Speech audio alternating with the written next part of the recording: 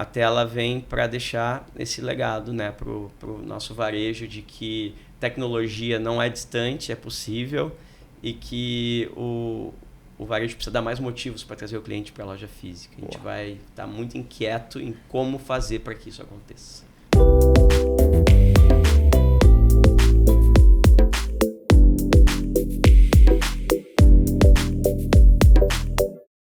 Fala, turma boa! Chegando aqui nos estúdios da ProHub, podcast, videocast, Minuto Varejo. Uma honra estar aqui. Patrícia Comunello, vamos falar de varejo, guria?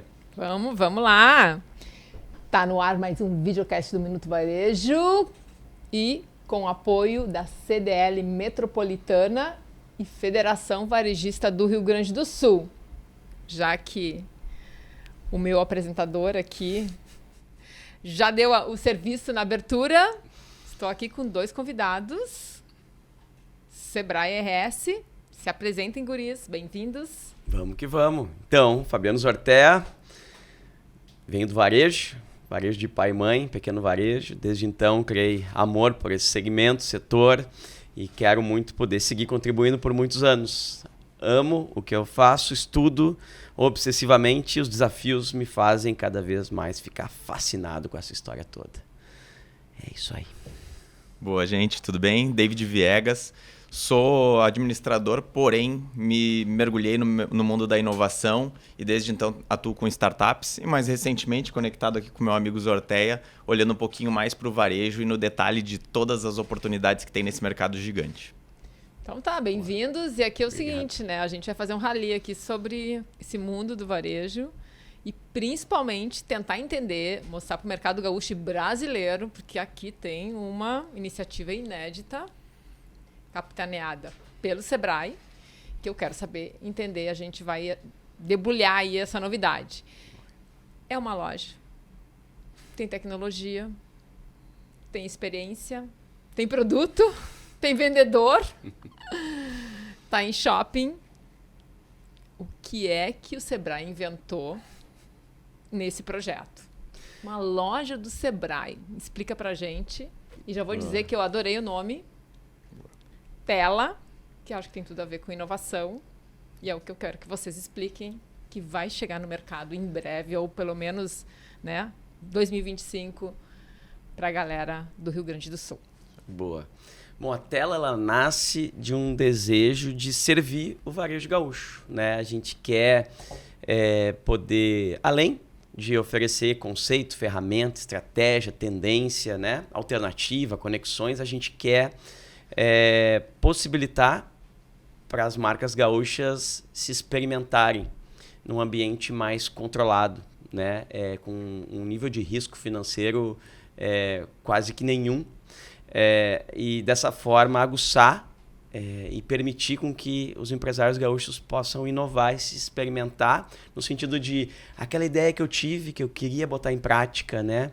Será que é uma boa estar no varejo físico? Será que eu dou conta desses desafios? Então a gente quer proporcionar a possibilidade de marcas que estão por aí, muitas escondidas pelo interior do estado, que possam ser apresentadas, né, num dos principais shoppings, né, do nosso estado, no Praia de Belas. Em Porto Alegre. E, ao mesmo tempo, proporcionar um canal de vendas também, né, para aumentar a venda, faturamento, crescimento dessas empresas. Então, a gente está muito empolgado pelo ineditismo, que vem acompanhado de frio na barriga, vem acompanhado de muitas possibilidades que a gente já imagina e outras que a gente vai descobrir ao longo do caminho.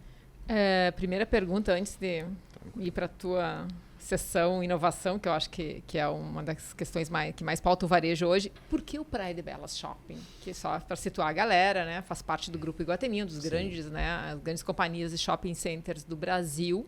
Sim. E é um dos shoppings não é mais antigos, mas que tem, né, chegou numa região perto da Orla, de Porto Alegre. Tem, né, uma característica muito, acho, de um shopping de vizinhança. Mas por que justamente esse shopping? A gente fez um estudo muito aprofundado. A gente cogitou ambientes fora de shopping, alguns outros shoppings. E nesse trade-off entre as possibilidades e a melhor escolha, a gente chegou no Praia de Belas porque a gente entendeu que era uma opção que mais dialoga com o pequeno varejo, no sentido de um lugar que é abraçado pelo seu bairro. O Praia de Belas tem um fluxo muito intenso de pessoas da região, né, dos seus arredores. E o povo reconhece naquele lugar um lugar para resolver serviços, né, encontros, compras e por aí vai.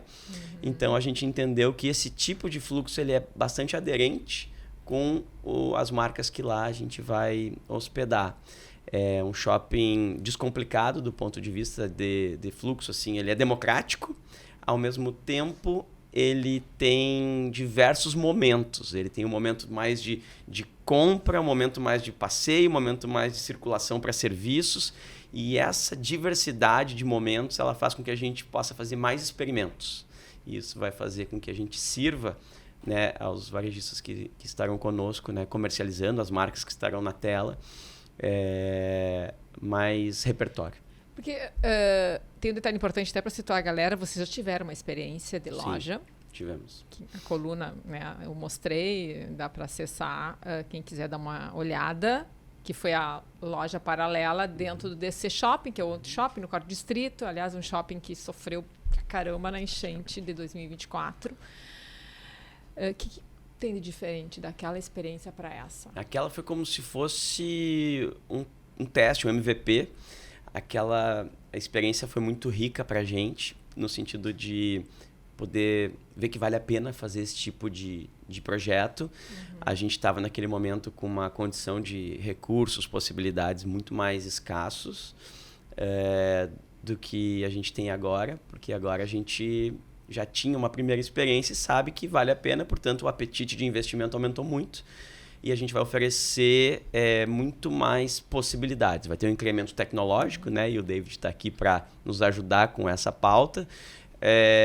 E, ao mesmo tempo, a gente está num lugar de muito mais fluxo, a gente está com uma estrutura muito maior, a gente vai ter equipe contratada, a gente vai ter as principais preocupações de um varejista mais resolvidas para quem estiver conosco, as marcas hospedadas, possam ter essa segurança de experimentar as estratégias, aprender com isso e aí, quem sabe, dar um próximo passo. Então tá contigo. Beleza. Agora traz pra gente, porque tela, quando eu vi o nome, eu pensei tela de tela, né? Porque tudo hoje passa por tela, né? Sim. Então, mas não necessariamente é isso, queria entender. E é a tecnologia, isso, né? quanto ela, de alguma maneira, pautou assim, a construção, né? Tá. Legal. Bom, primeiro, né, a questão de tela, acho que ela tem um pouquinho de tudo, um pouquinho do físico e um pouquinho do digital. Todo mundo hoje interage com diversas telas em diferentes momentos e para agregar alguma coisa no seu dia a dia. Porém, a gente já convive com telas há muito mais tempo, muito ligado à arte e outras tendências, né, culturais e de experiência. Então, é legal porque a loja tem esse propósito de conectar tecnologia, mas também com coisas mais tradicionais e experiências não necessariamente digitais, né, que parte muito do varejo. Isso. Então, hoje, falando da proposta da loja, né, a gente teve um desafio muito grande que é conseguir dosar qual é o nível de tecnologia, de telas, fisicamente falando, e de produtos e de tudo mais que a gente vai ter de interação lá, para também não, vamos dizer assim, deixar o cliente confuso. Muitas vezes, né, quando a gente quer se tornar tecnológico, a gente acaba investindo demais em pirotecnia e acaba confundindo o nosso cliente. E eu tenho um exemplo muito básico, né? Hoje, quando a gente vai num bar ou num restaurante, muitas vezes a gente não está afim de pegar um QR Code e acessar o cardápio. Aliás, teve, né, vários movimentos, inclusive Contra dos isso. consumidores, contra, né? Não queremos o QR Code. E aí, dentro da loja, a gente não está excluindo nada, a gente está agregando oportunidades. Então, o cliente que quiser interagir num formato mais digital, ele vai ter possibilidades para que isso aconteça. Se ele não quiser que o vendedor aborde ele quer descobrir, desbravar a loja por conta própria, vai ter essa possibilidade. Mas se não, se ele quiser um apoio, uma explicação e algo mais pessoalizado, ele vai ter essa oportunidade também através dos nossos vendedores, da equipe que vai estar lá, além dos próprios colegas do Sebrae, né, que vão estar em diferentes momentos conectando com o pessoal. Falando sobre tecnologia, tem diversas delas, tá? A gente tem, inclusive, algumas oportunidades de parceria que a gente realizou com algumas startups do mercado gaúcho que tem um potencial gigante a nível Brasil e até internacional. Acho que a gente pode falar um pouquinho mais de detalhes sobre elas, mas... Vamos entrar sim, eu acho que vale, né? Mas aí vocês buscaram para soluções que vão estar ali naquele fluxo E que tipo, assim, porque a gente tem duas frentes, né? A gente tem o lado do consumidor e o lado do lojista, né? Sim. Vamos falar do lojista primeiro. O que ele vai ter de possibilidade ali de manusear e ter a tecnologia de uma maneira, quer dizer, jogando a favor dele. Legal. Então, falando de tecnologia, a gente vai ter em torno de 20 empresas hospedadas lá na loja, né? E todas elas vão ter acesso a todo o giro dessa loja. Então, imaginando que, poxa, eu vou botar o meu produto para vender dentro de uma loja que não é minha, mas eu vou largar, sei lá, 10% do meu estoque dentro daquela loja, e como é que eu vou gerenciar isso? Então, já parte de um ponto onde a gente precisa ter um sistema de gestão, né? Diversos sistemas, na verdade, que vão garantir para aquele cliente, para aquele lojista, que ele vai conseguir gerenciar e entender os impactos do produto dele naquele ambiente. Então, hoje a gente sim tem diversas soluções, tá? Desde visão computacional, ou seja, aquilo que não precisa de interação do cliente ou do vendedor, né? Mas que a gente consegue captar através do uso das imagens das câmeras. Mas também tem aquilo que a gente consegue captar através de cadastro, através do modelo de compra que o cliente utilizou.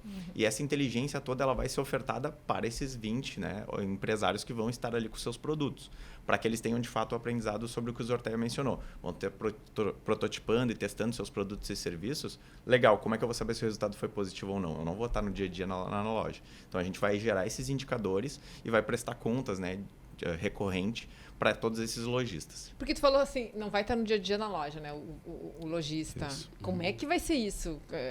Vocês que vão, de alguma maneira, entregar ou assegurar que ele tem um resultado ali? Como é que vai ser esse compartilhamento? A gente quer que ele fique no estratégico, né? Então, a operação, os custos operacionais, o risco todo da operação está com o Sebrae.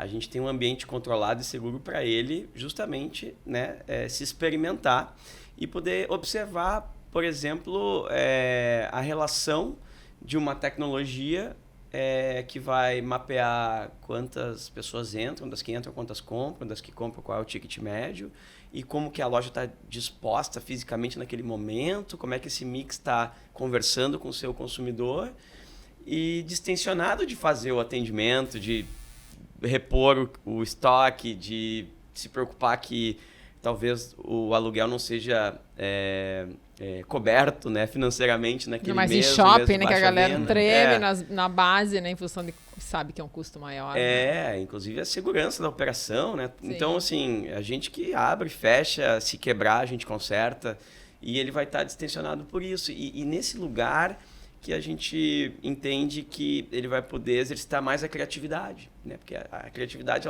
ela aguça quando a gente está distensionado, né?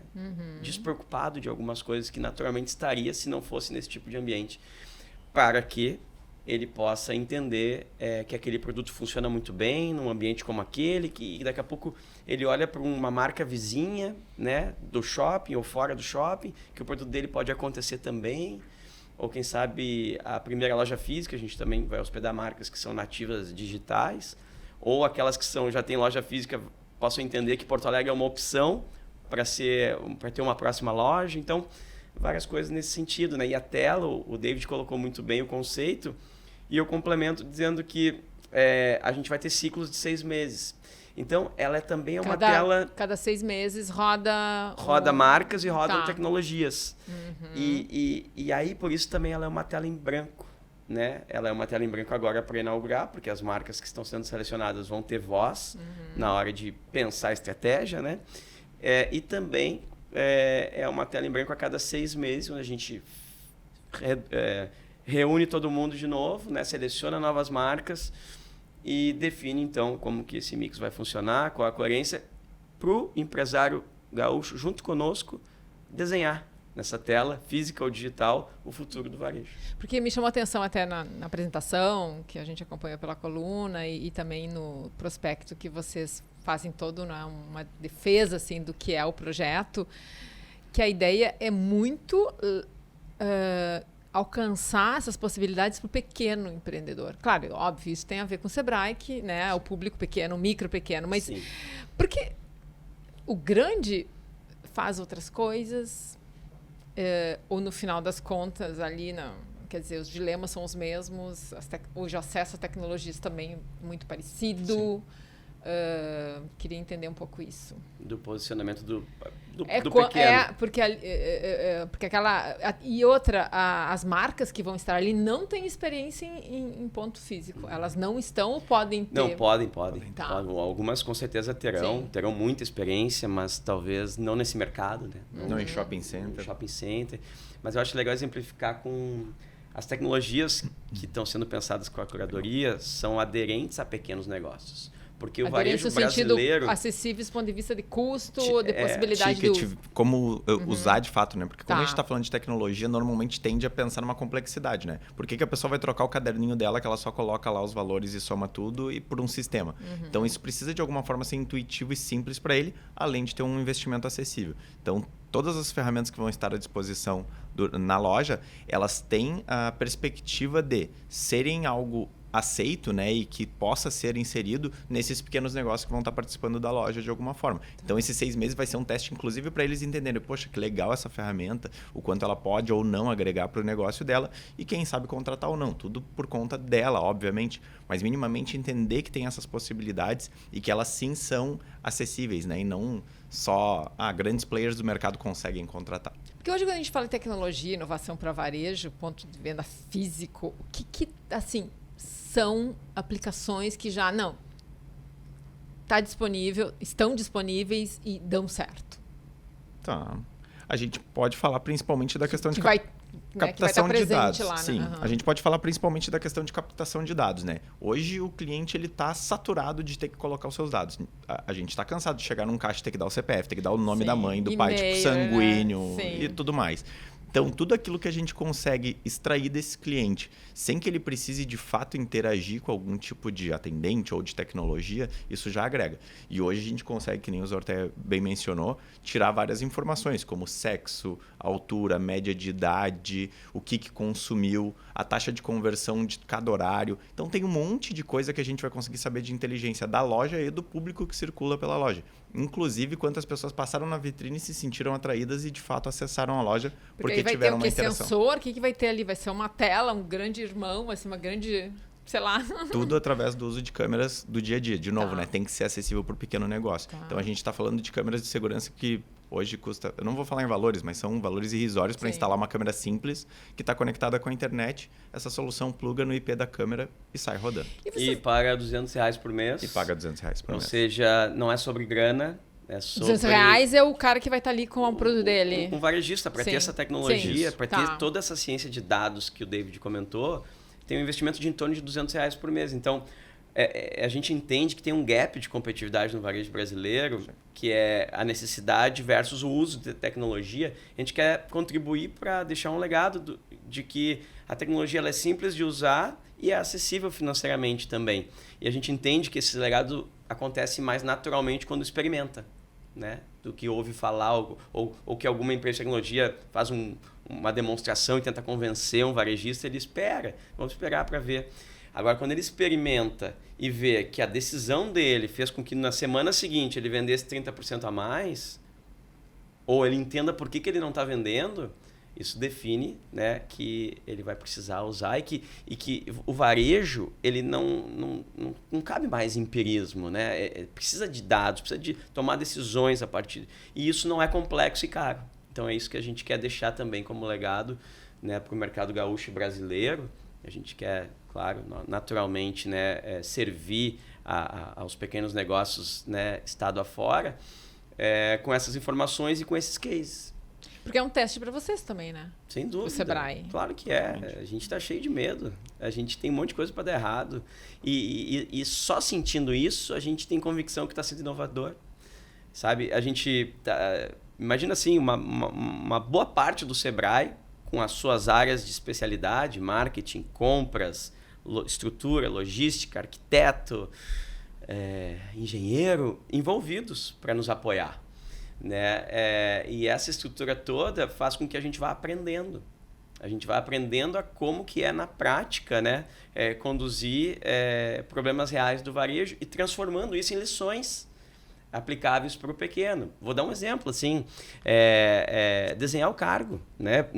Assim, na minha opinião, do gerente ao vendedor? Isso. A gente está falando da equipe de venda, isso? Isso, tu deve ter tá cansada de me ouvir falar sobre essa questão de não tem mão de obra no varejo, né?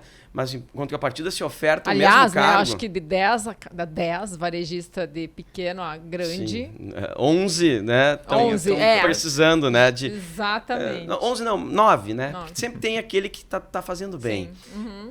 Mas assim, se a gente olhar o Brasil como um todo, essa necessidade ela é latente. Se olhar os Estados Unidos, também é. Então, se a gente olhar na Europa, também. Então, peraí.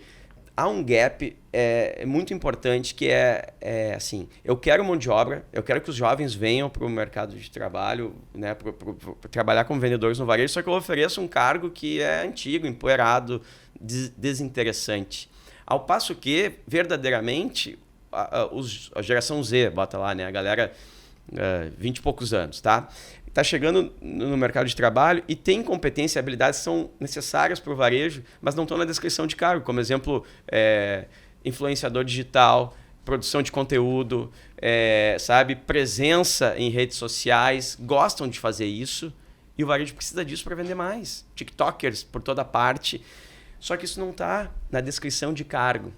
E aí, quando eu fiz um benchmarking, peguei algumas marcas nacionais e grandes e pequenas, me manda aqui a tua descrição de cargo e eu tive a convicção de que a gente pode melhorar isso. Como é que era essa descrição? Muito tradicional, né? Mesmo quem... Habilidades de vendas, técnicas de vendas, disponibilidade de trabalhar em tal carga horária, carteira de motorista, aquelas coisas, né? Que o jovem não se atrai. Agora, se tu vai ser contratado para ter presença digital, se envolver com comunidades, né, se engajar com níveis de interesse daquela marca e produzir conteúdo e se tornar referência. Tem coisas aí que naturalmente, se tu perguntar para muitos jovens o que tu quer ser quando crescer, eu quero ser youtuber, eu quero ser TikTok. Né? Bom, o varejo precisa disso. Só falta, parece que é plug and play até, né? Mas tem que deixar isso mais claro. E a gente está escrevendo, por exemplo, né? Estou dando um exemplo prático aqui, para deixar esse legado, uma descrição de cargo mais aderente, né, equilibrada e ponderada, né, com o que de fato ele vai fazer. E é uma seleção que vocês entendem que, do ponto de vista assim, de conseguir essas pessoas, é tranquilo para poder compor essa... Não é tranquilo, mas é uma caminhada que pode ser feita de uma forma mais interessante para o mercado de trabalho, né, de coisas que não dá para imaginar mais uma loja física sem produzir conteúdo digital de dentro dela, né? Uhum. Então, assim, estúdios como esse, né, pockets, né, com uma estrutura possível, um celular, uma boa luz, um ring light, né, um microfone, precisam acontecer dentro de pontos de venda para atrair o cliente para a loja física. E vai ter lá isso? Vai ter um mini estúdiozinho? O que mais que vai ter lá? Vamos ter os nossos equipamentos para poder fazer aquilo que a gente diz que precisa ser feito, né? Eu sei que tem um provador todo... Vai estar cheio de... Sim, cheio de personalidade. De techs, eu não sei. Conta aí, David, que tu é o homem das invenções. De novo, né? A gente sempre... O Zorteia só te coloca demandas. Ele aquece e depois manda. O cara que de fato sabe é o David, né? Não, tu sabe muito. Sabe também, muito. Mas falando então, né? A gente acabou olhando tudo para dentro do ideal e depois foi vendo como a gente conseguia encaixar, né? Como tu mesmo mencionou, o Sebrae não está acostumado com isso. Então, para nós é muito mais fácil olhar para a jornada do cliente, pensar no caminho inverso e começar a criar ferramentas para atender aquelas necessidades que a gente entende que é importante. Então, falando de provador, né? O Zorteia bate muito nisso, inclusive, que é a questão de a experiência do provador comum não é legal. É um fato, já é a mesma coisa há um monte de tempo. Tem algumas empresas que têm se aventurado com algumas coisas, já foi falado em provador virtual, um monte de coisa. Na prática ainda não funciona bem um provador virtual, mas tem pequenas interações que a gente pode sim gerar para o cliente e gerar facilidade. Como, por exemplo, tu gosta de entrar num provador, tentar experimentar uma roupa, ela não te servir, tu ter que sair do provador para ir atrás de uma nova roupa? Não, eu detesto. Então, são coisas desse tipo. Como é que tu resolve isso? Tu pode ter algum tipo de sinalização ali para dentro, para o teu vendedor. Então, dentro do provador, daqui a um pouco tu já solicitar as peças que tu precisa. Tu experimentou uma peça P, mas tu gostou daquela peça e a peça P não te serviu, tu queria uma M, tu pode solicitar isso de dentro do provador. Então, são ferramentas que, do ponto de vista tecnológico, não tem uma complexidade. Mas, do ponto de vista de experiência e de jornada, tu tem um olhar atento sobre coisas específicas. Certo. Quer ver um outro nuance? A luz influencia muito na hora de provar um look, né? Por exemplo, se a pessoa está comprando uma roupa que vai usar para fazer uma corrida de rua, ou se vai usar para ir na balada, o tom da luz pode definir muito e a gente quer ofertar isso, né? A gente vai fazer isso, vai ter a experiência de botar uma luz que remeta mais à noite ou à luz do dia e que aí o cliente possa trocar esse ambiente e ver se aquele look vai estar de acordo com o que ele imagina naquela ocasião, né? Naquele momento do dia. Então, é o tipo de experiência que é barato de implementar e que pode definir a compra, né? O provador tem que ser um solucionador de objeções. Porque muito da decisão aí, eu não sei se existe esse tipo de sei lá, medição, né, de quanto isso aí influencia, quando aquele momento ali dentro do provador em que a pessoa tá com a roupa, com ela, se olhando, se decide a compra. Depende, assim, muito, né? Assim, mas vamos lá. Sem dúvida, aquele momento, ele, de uma abordagem tradicional, um provador tradicional, ele é um momento de tensão, né? Ele não é um momento confortável. Porque tu tá, né, sendo pressionado por quem tá fora, de alguma forma, que tá te esperando decidir. Tu pode não estar confiante e precisa de uma opinião de alguém a respeito. E aí ter que sair no meio da loja pode não ser uma boa. Então a gente está pensando em momentos, essa jornada de provar um produto, a gente mapeou e está distensionando ela. Por exemplo, nosso provador também vai ser um provador família, provador amigos. A gente vai ter uma condição de que as pessoas possam entrar e juntas decidirem as compras, sejam amigos, amigas, familiares, que aí, nesse lugar, ao invés da pessoa ter que sair e se expor em frente a outras pessoas estranhas, ela vai estar mais confortável com as pessoas da sua confiança e quando tu está mais confortável, a chance de tu comprar é muito maior do que se tu está tensionado. Então, a gente quer ofertar, né, experiências como essa para fazer com que o provador não seja um momento de angústia e, ao contrário, ele seja um momento de aumentar a conversão. E por isso que eu te respondo que ele vai variar, né? Eu uma vez eu visitei uma operação, não sei se a gente foi junto, na Under Armour, lá em Nova York. A gerente daquela loja me disse que aumentou 60% a conversão a partir do momento que eles deixaram temático o provador. Então, se eu vou provar roupas de esporte, o provador remete a um estádio de futebol ou de basquete. E aí, naquele momento, eu estou mais confiante ou mais envolvido por onde eu vou usar no contexto. A roupa, o contexto. Sim, é um E no nosso caso, como são marcas gaúchas que a gente admira e quer, de uma forma elegante, que a gente remeta aos valores do nosso estado, a gente vai ter elementos, textura, visualmente também. A gente vai contar a história dos produtos também, né? Isso é uma coisa muito importante. Muitas vezes, quando a gente vai comprar algo, a gente se conecta. Legal, vi o produto na loja, gostei, já estou indo pro provador.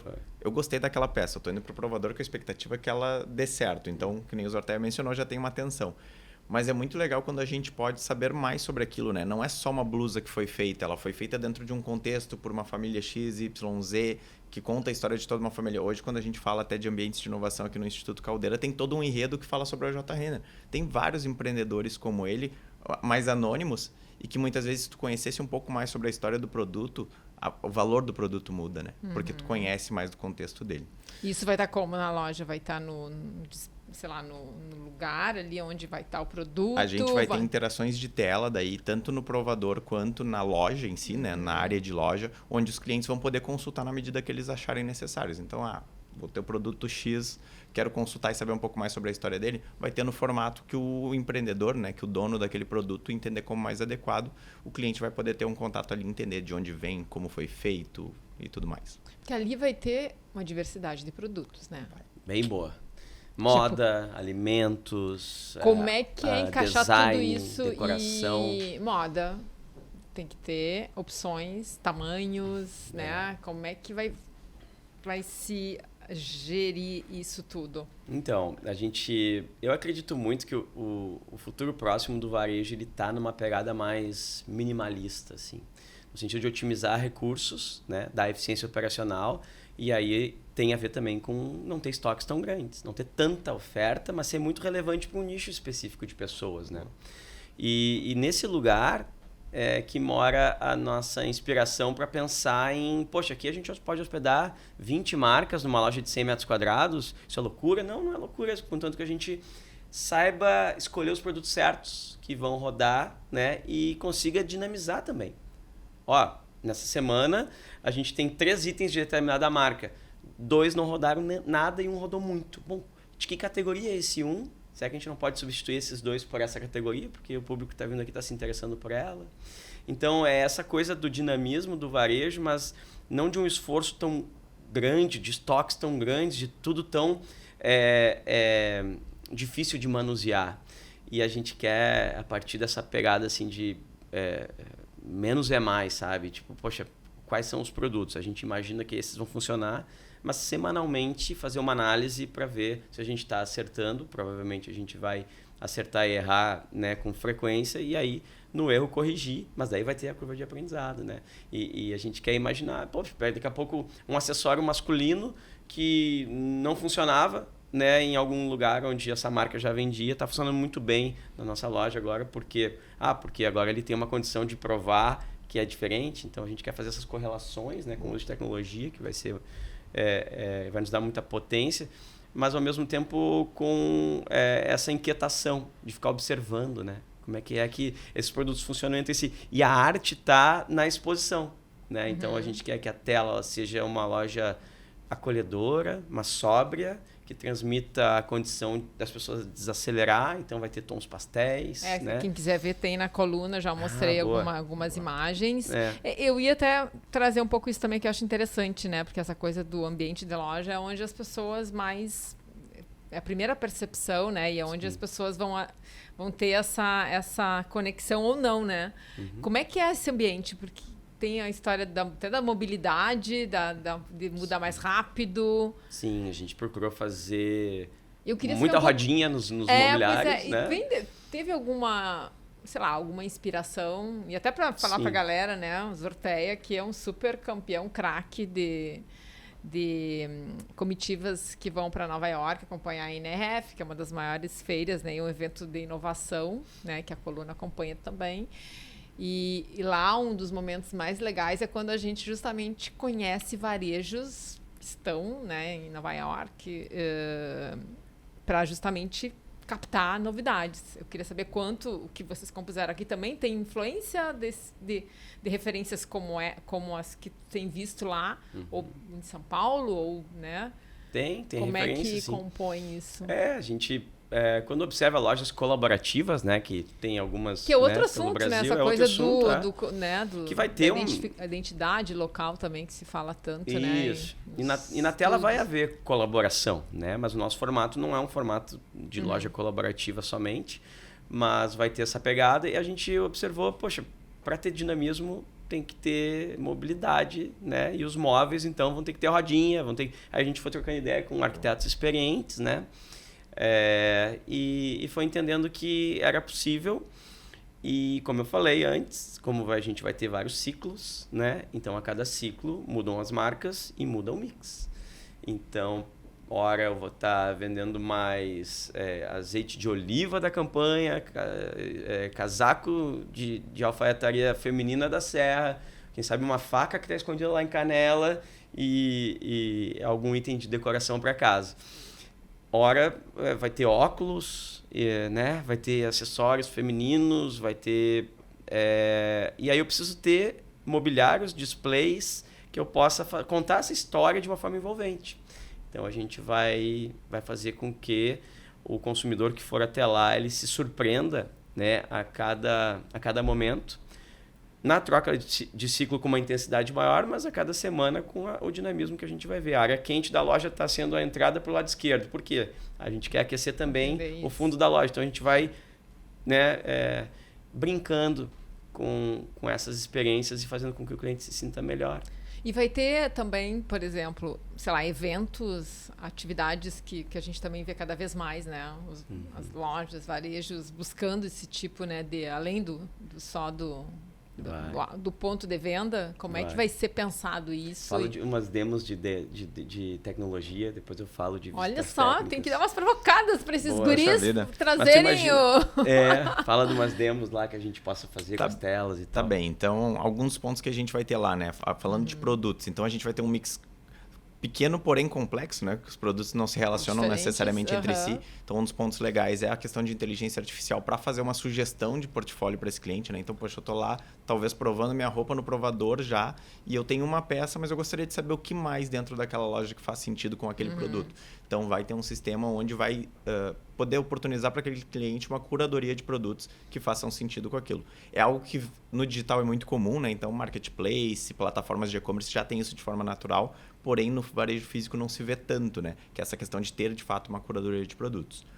Essa galera que vai estar ali provavelmente vem com uma expertise boa do digital, né? Normalmente as marcas que não estão muito no varejo físico têm que se superar e criar mais, não sei quanto não, vai isso, ter os não. dois. Os dois. Vai ter talvez marcas que ainda não foram por digital. E a gente vai ajudar aí através da tela também, que vai ter presença digital. Aliás, sigam aí, @lojatela no Instagram. A gente já tá devagarinho, a gente precisa de vocês para dar tração pro perfil, mas a gente vai ter presença digital, né? Boa.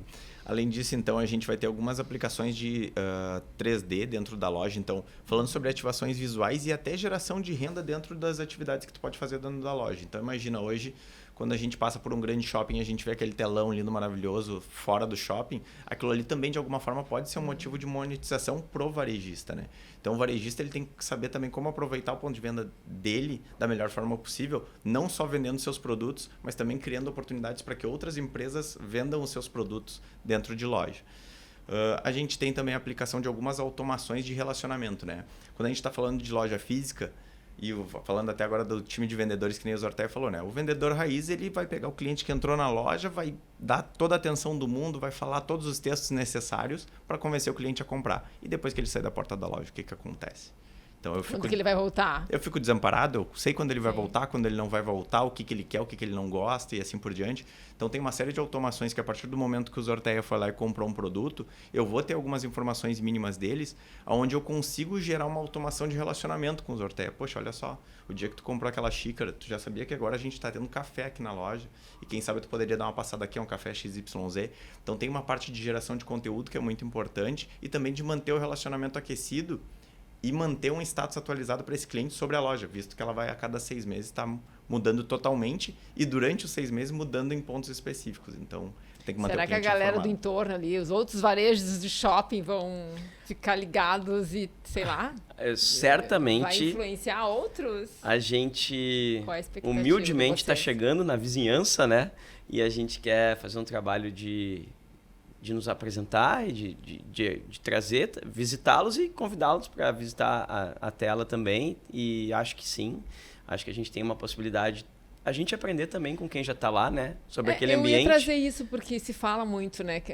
Tu mesmo já falou, eu já ouvi em outras ações ou, né, afinal, atividades, a história do né, o varejo, o vizinho não tem que ser não é o concorrente necessariamente, né? Não é, né? A gente pensa, a gente vai estar no 3º andar, junto com várias marcas muito massa, que são complementares entre si. Então, a gente chega lá, né, humildemente para aprender, a gente vai se apresentar e vai convidar, né? Quem sabe a gente pode acrescentar algo bom para que aquele fluxo fique ainda melhor, né? Então, juntos, cada um dá motivo, cada um dando alguns motivos para as pessoas irem lá, a gente tem fluxo para todo mundo, né? E são produtos complementares. E tu perguntou antes de eventos, e aí eu pedi para o David, né, falar um pouco sobre alguns experimentos que a gente vai ter, e a gente quer receber grupos de empresários do Rio Grande do Sul e do Brasil, né? A gente imagina receber 300, 400, 500, vamos ver. Para poder ter ali como um laboratório. Empresários por ano, para ter grupos de 20, 25, 30 empresários por vez, né? Em alguns momentos da semana, para poder conversar sobre o que a gente está descobrindo, sobre o uso das tecnologias, sobre incentivá-los a fazer.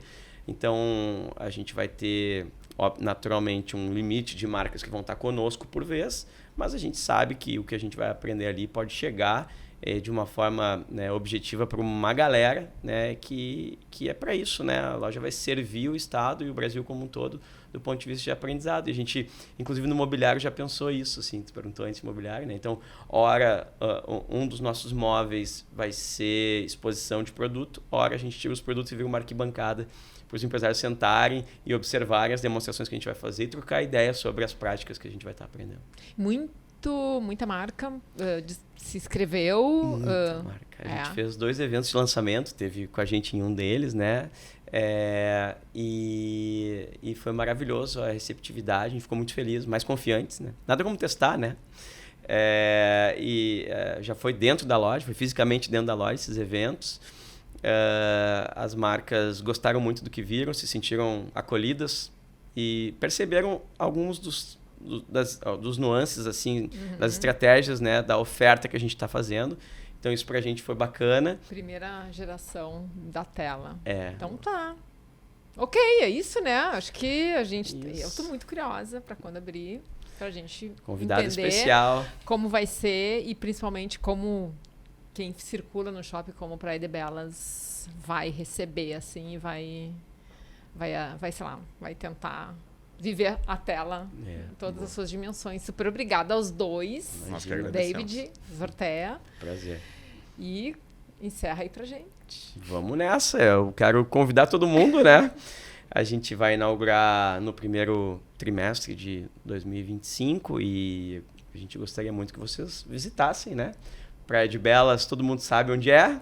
Coloca lá. Terceiro piso. Lado contrário da Decathlon. Isso. Do lado da academia. Do lado da Bodytech, em frente a um café. A gente está muito bem situado ali no shopping. E cheguem e perguntem, né? A gente vai estar preparado lá para receber estruturadamente ou de última hora, quem quiser passar por lá. A tela vem para deixar esse legado, né, pro nosso varejo de que tecnologia não é distante, é possível e que o varejo precisa dar mais motivos para trazer o cliente para a loja física. A gente vai estar muito inquieto em como fazer para que isso aconteça. Muito bem. Bem-vindos à tela. Bem-vindos à tela, aos inquietos. Isso. E ao varejo que não para nunca. Não para nunca. Então tá. Super obrigada. Imagina. Obrigado.